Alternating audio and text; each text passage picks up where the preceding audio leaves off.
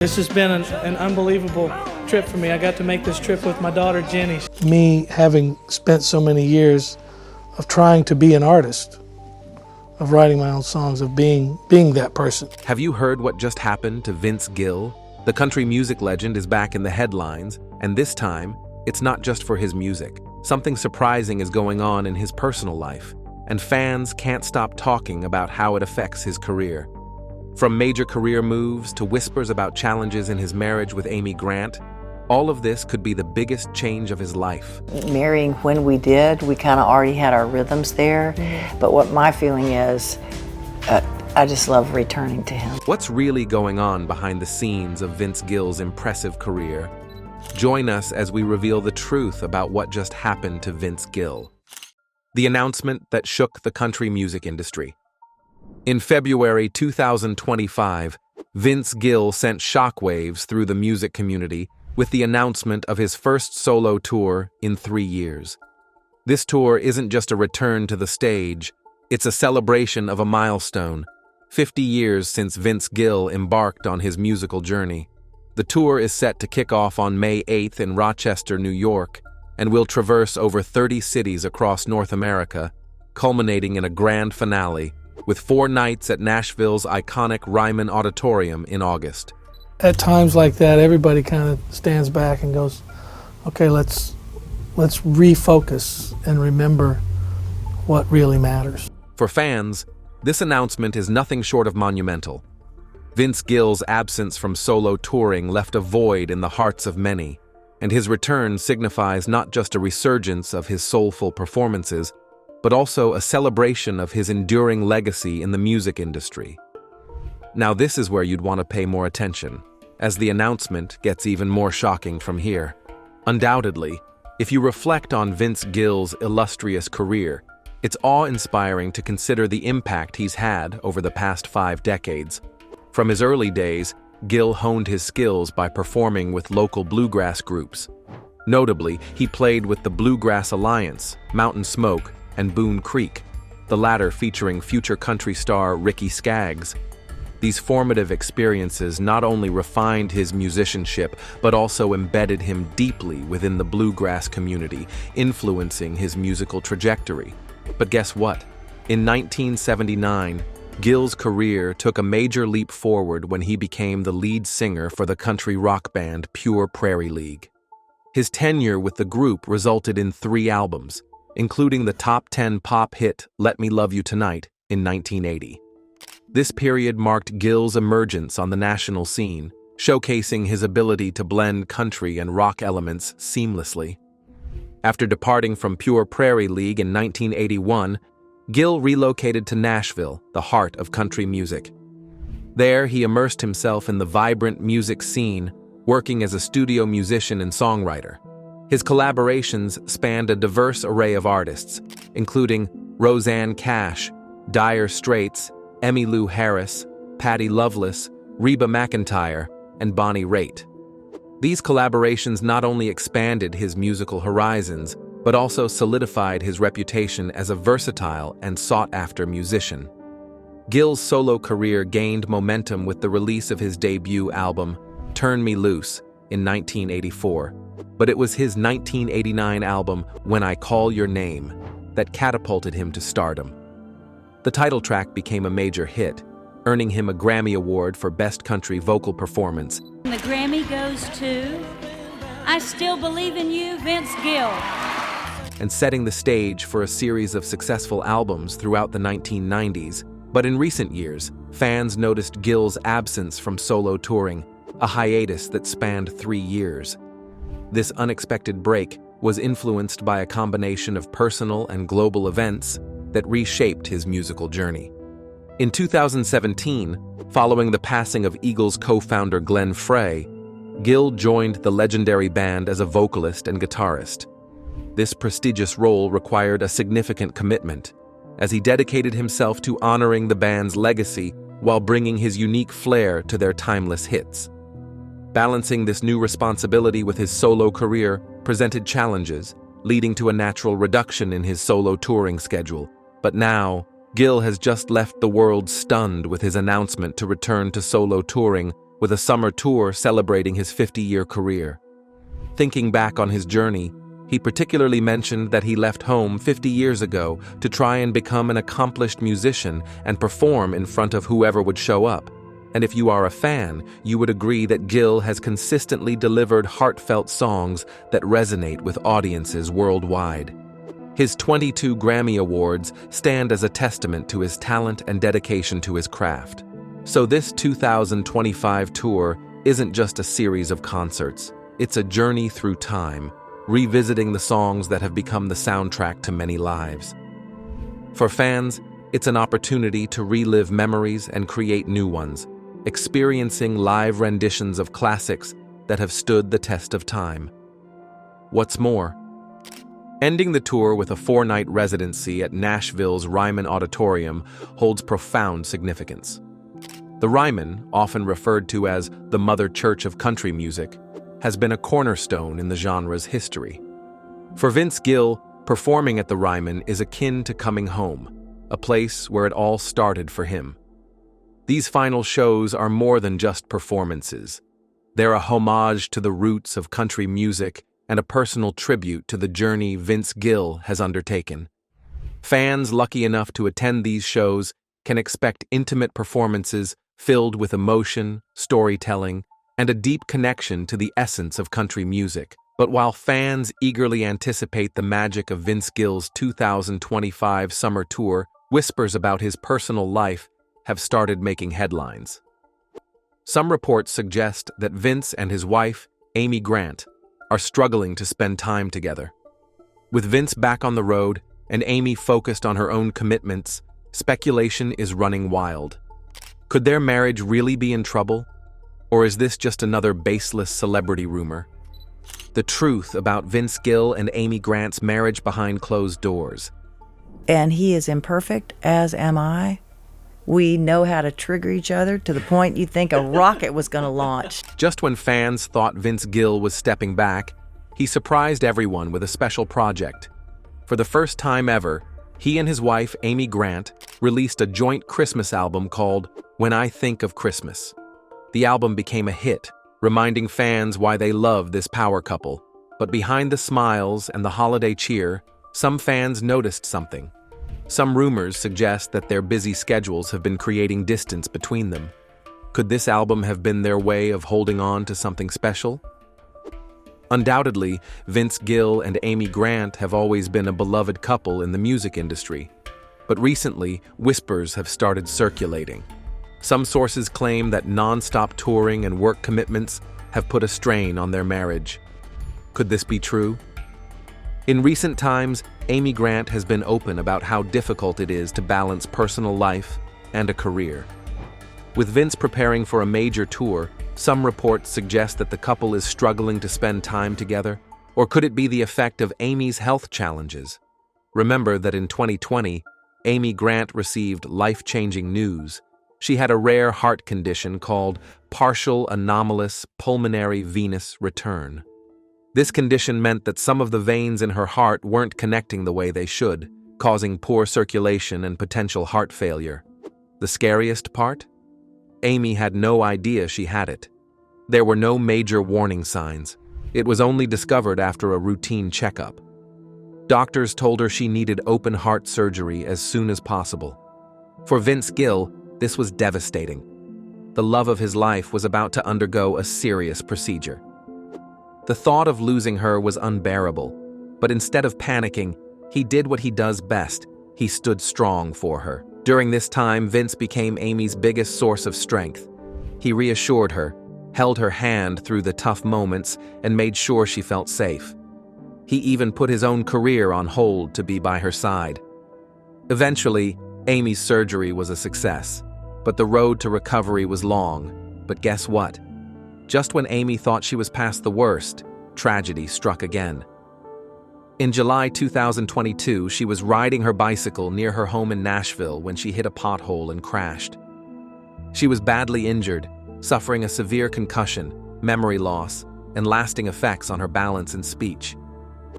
Vince was heartbroken when he saw Amy in that state. The woman he loved, so full of life and energy, was suddenly struggling to remember simple things, but Vince didn't let fear take over. He became her biggest protector, making sure she had everything she needed to heal. In interviews, Vince spoke openly about how hard it was to see Amy go through this. He admitted that the accident had changed her, but he loved her just the same. He said she was different, but she was still Amy. He stayed by her side every step of the way, making sure she didn't push herself too hard. He also made sure their fans knew what was happening, asking for prayers and support. Recovery wasn't easy for Amy. The effects of her injuries lingered longer than expected. She struggled with memory loss, sometimes forgetting names and details. She also had trouble keeping her balance, but through it all, Vince was there. He even turned down gigs and events just to stay close to her.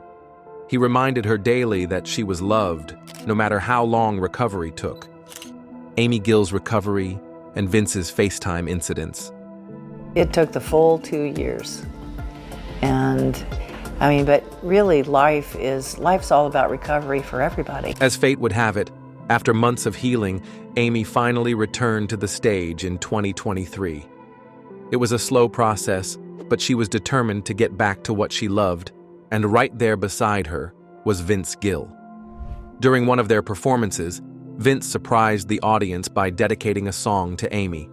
His voice trembled with emotion as he sang about love, strength, and never giving up. Fans were moved to tears, knowing everything they had been through. Amy later admitted that she wouldn't have made it back to music without Vince. His support gave her the confidence to keep going. Today, Amy Grant is doing much better. She's back to performing, and Vince is right there with her, supporting her every step of the way. They continue to make music, inspire fans, and show the world what a strong marriage looks like. And now, with all the speculations about their marriage hitting the rock due to career pressures, fans can't wait to see what's next for this incredible couple. But what if we tell you that while fans speculate about their marriage, Vince recently found himself in the middle of a completely unexpected and hilarious moment involving Blake Shelton's family? It all began innocently enough.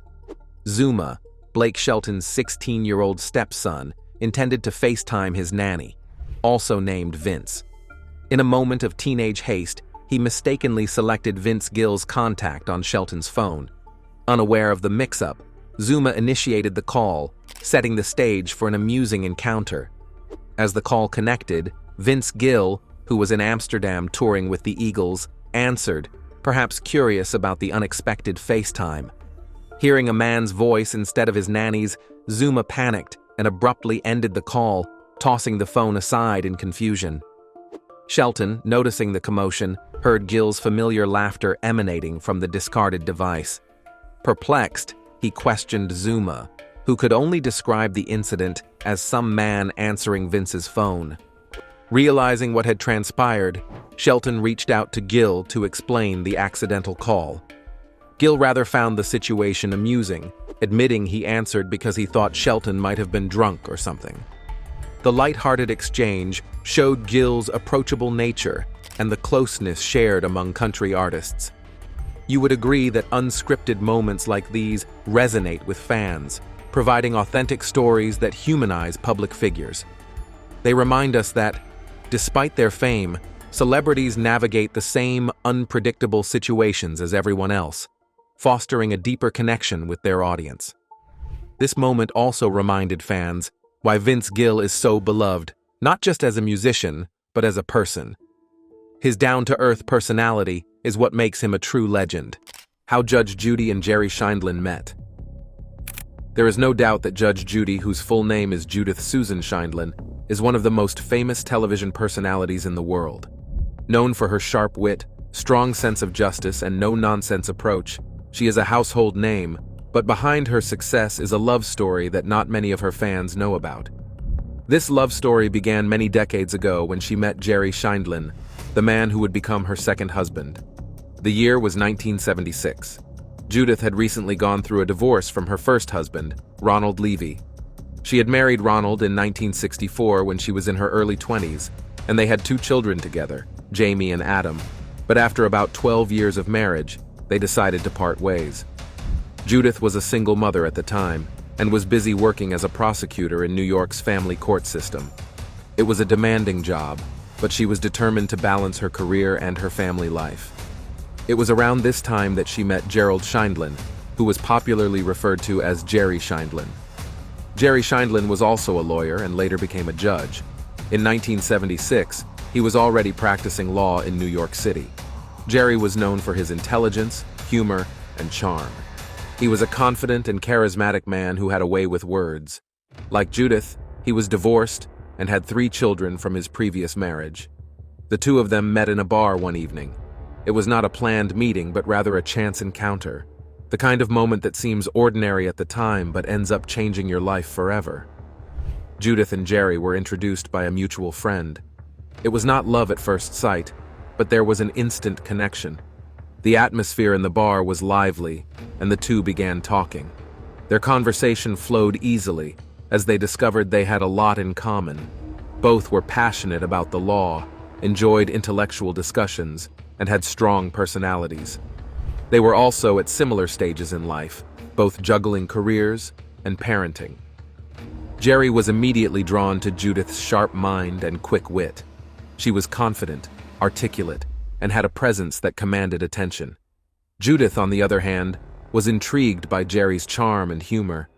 He was funny and had a way of making her laugh, which she appreciated after the challenges she had faced as a single mother and a professional woman in a male-dominated field. Their first meeting lasted for hours as they talked and got to know each other. Jerry later said that he was impressed by Judith's ability to hold her own in a conversation. She was opinionated and not afraid to speak her mind, which he found refreshing. Judith appreciated that Jerry respected her opinions and was not intimidated by her strong personality. There was mutual respect between them from the very beginning, which laid the foundation for their relationship. After that first meeting, things changed. Judith and Jerry began dating. Their relationship moved quickly because they both knew what they wanted. They were mature adults with clear goals and priorities, and they were not interested in playing games. Jerry admired Judith's determination and work ethic, while Judith was drawn to Jerry's warmth and sense of humor. They supported each other in their careers and personal lives, forming a partnership that would stand the test of time. In 1977, just a year after they met, Judith and Jerry decided to get married. Their wedding was a small and simple affair, attended by close family and friends. It was a celebration of their love and commitment to each other. At this point, they became a blended family, with Judith's 2 children and Jerry's 3 children coming together under one roof. This was not always easy, as blending families can be challenging, but Judith and Jerry worked hard to create a loving and supportive home for their children. Judith later said that marrying Jerry was one of the best decisions she ever made. He was not only her husband, but also her partner and best friend. They shared a deep bond that was built on trust, respect, and mutual admiration. Jerry supported Judith as she continued to advance in her career, eventually becoming a judge in the family court system.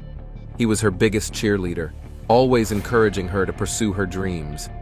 As with every other couple, Judy and Jerry's marriage was not without its challenges. In fact, their marital issues were so intense that it even affected who they were as individuals. Stay tuned to find out what challenges they faced. Jerry and Judy's marital issues. Apart from being popular for their sharp wit and legal acumen, Jerry and Judy are also known for having one of the most enduring relationships in the public eye. But like every couple, their marriage faced its share of ups and downs. From the outside, their relationship seemed ideal. They both had thriving careers, shared a love for the law, and appeared to have a deep connection. But behind the scenes, life was not always easy. Both of them were strong-willed individuals, which sometimes led to clashes. They had different ways of handling emotions and conflicts, and this sometimes made their disagreements more intense. One of the biggest challenges in their marriage came from their demanding careers. Judy was building her reputation as a no-nonsense family court judge, while Jerry was also deeply committed to his work as an attorney and later as a judge. The long hours and intense workload left them with little time to nurture their relationship. Their problems reached a breaking point in the early 1990s. In 1990, Judy faced a deeply personal and emotional time when her father, Murray Blum, passed away. She was incredibly close to her father, and his death left her heartbroken. Judy expected Jerry to provide emotional support during this challenging time, but Jerry's way of dealing with emotions was different. Instead of being the pillar of strength Judy hoped for, he seemed distant and unable to offer the comfort she needed. This created a huge rift between them, as Judy felt unsupported during one of the hardest periods of her life. Their differences in handling stress and emotions became even more apparent as time went on. Judy was vocal about her frustrations and expectations, while Jerry often retreated, avoiding confrontations. This dynamic caused more misunderstandings and made it harder for them to resolve their issues. Their strong personalities, which initially brought them together, now seemed to be pushing them apart. In 1990, after 13 years of marriage, things became so tense that they decided to divorce. For many couples, divorce marks the end of a relationship, but for Jerry and Judy, it was more like hitting the pause button. The divorce gave them time to reflect on their relationship and what they truly wanted. Jerry later admitted that he never stopped loving Judy, even during their separation. Their time apart made them realize how much they meant to each other. Despite their differences, they shared a deep bond that could not be ignored. Just a year later, in 1991, Jerry and Judy decided to remarry. This decision surprised many people, but it showed their commitment to each other and their willingness to work through their challenges. After their remarriage, Jerry and Judy made a conscious effort to address the issues that had caused problems in the past. They learned to communicate better and to appreciate each other's strengths and differences. Judy once said in an interview that she learned to accept Jerry for who he is, rather than trying to change him. Other than making certain that no one else defines who you are, a husband, a parent, a group. Similarly, Jerry learned to be more present and supportive, especially during difficult times. As expected, these ups and downs in their marriage had a huge impact on Judy's career. Let's find out how. The effect of Judge Judy's marriage on her career. Judy and Jerry's marriage influenced her decisions, her growth, and her ability to balance personal and professional life. As we have already established in this video, at the time they got married, Judy was already a practicing lawyer in family court. Her work required her to deal with difficult cases involving families and children. It was emotionally draining, and she needed a strong support system at home. Jerry, who was also a judge, understood the demands of her work. This shared understanding created a unique bond between them. They both knew what it was like to carry the weight of making important decisions in courtrooms. In the early years of their marriage, Judy was determined to advance her career. She worked hard, often spending long hours in court and preparing cases. Jerry, who had his own career ambitions, was supportive, but also focused on his own goals. This dynamic sometimes created tension. Judy was outspoken and driven, while Jerry had a more laid-back personality. Their differences occasionally clashed, but they also complemented each other in many ways. Jerry's calm demeanor often helped Judy relax during stressful times. By the late 1980s, Judy's career began to take off. She was appointed as a judge in the New York family court system in 1982. Her sharp wit and no-nonsense approach quickly earned her respect and recognition. She became known for her ability to cut through complicated cases and deliver fair judgments. At home, Jerry continued to be a steady presence, but their relationship was not always smooth. The pressures of work and personal life sometimes created a rift between them. Then the divorce happened. The divorce was a difficult time for Judy. She was devastated, but also determined to keep moving forward. Despite the emotional turmoil, she continued to excel in her career. In fact, some people believe that the challenges she faced in her personal life made her even more focused on her work. Judy's ability to channel her emotions into her career helped her achieve even greater success during this period. After they remarried, Jerry became one of her biggest supporters, often encouraging her to take on new opportunities. When Judy was approached to star in her own television show, Jerry's encouragement played a key role in her decision. In 1996, Judge Judy premiered on television, and it quickly became a massive hit. The show's success turned Judy into a household name, and Jerry was there by her side, cheering her on. Jerry's support during this time was very important.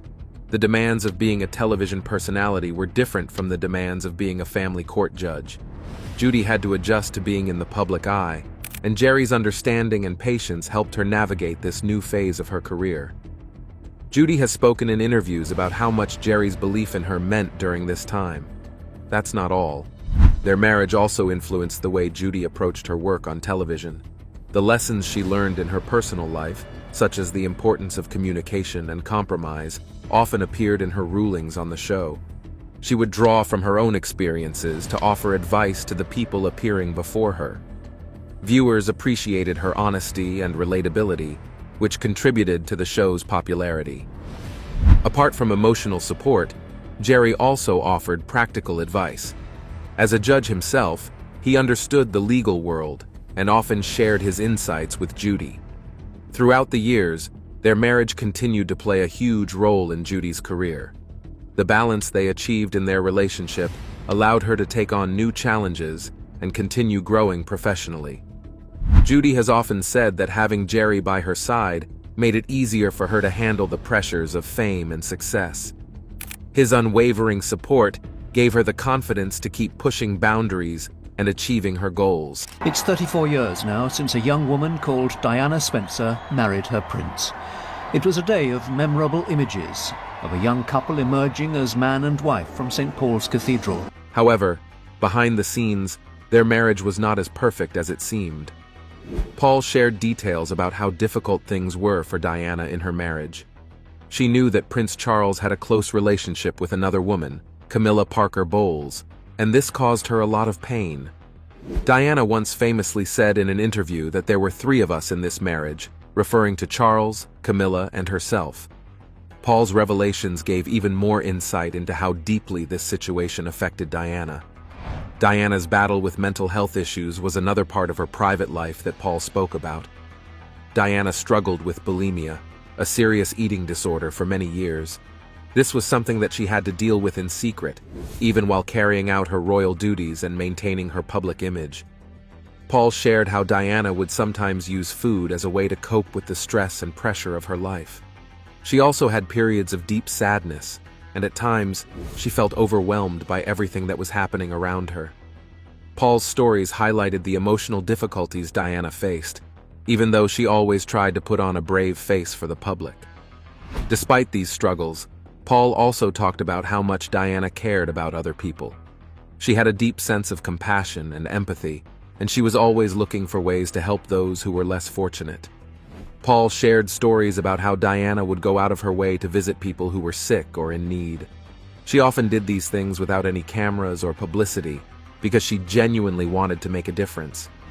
One of the most famous examples of this was when Diana visited patients with HIV and AIDS during a time when there was a lot of fear and stigma surrounding the disease. Paul revealed that these visits were not just for show. Diana truly cared about the people she was helping, and she wanted to show them that they were not alone. Apart from her compassion, Paul also spoke about Diana's strength and determination. Even though she faced many challenges, she was always determined to stand up for herself and for what she believed in. Paul shared how Diana worked hard to create her own path, especially after her separation from Prince Charles. She wanted to be her own person and to have her own voice, even within the constraints of the royal family. This was not always easy, but Diana was determined to make a difference in the world. Paul admired this quality in her, and he often spoke about how strong she was, even when things were very tough. She was so iconic and so incredible and such a beautiful spirit. I still look towards that, even today. Diana's role as a mother was another important part of her private life that Paul shared.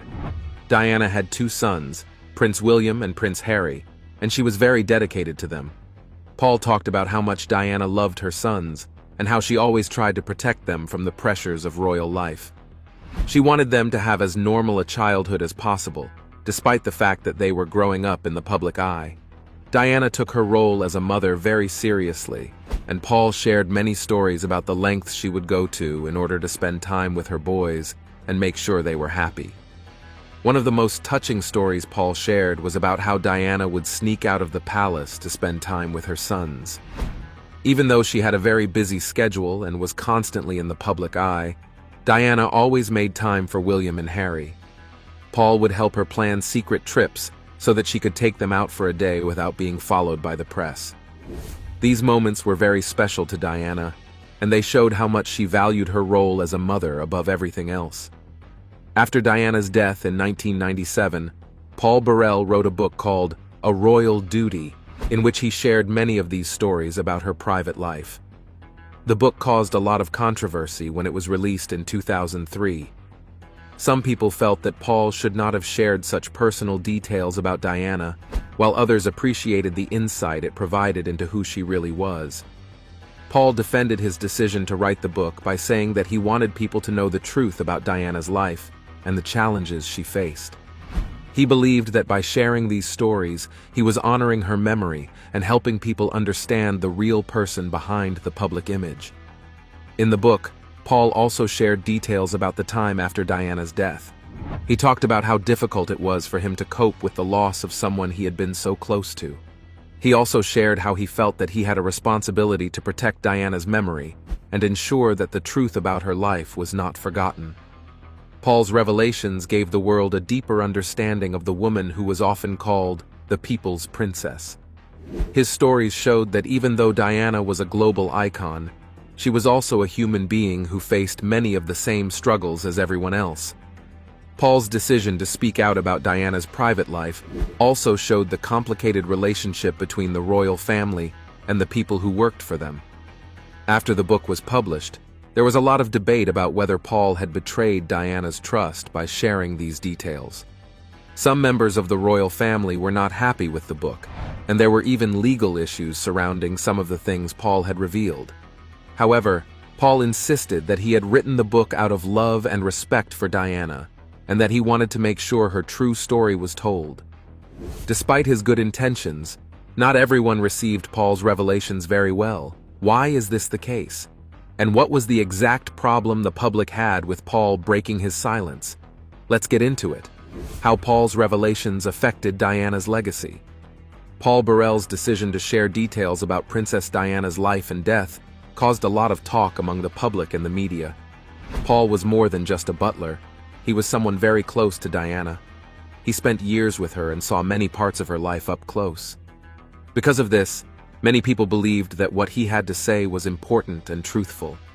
Some people thought Paul was being honest, and they appreciated his stories. They saw his words as a way to honor Diana's memory by telling the truth. That brings us to the end of this video. What do you think about Vince Gill's unexpected comeback? Share your thoughts with us in the comments section. Don't forget to like, share, and subscribe for more. Also, click on the following video showing on your screen. You will enjoy it.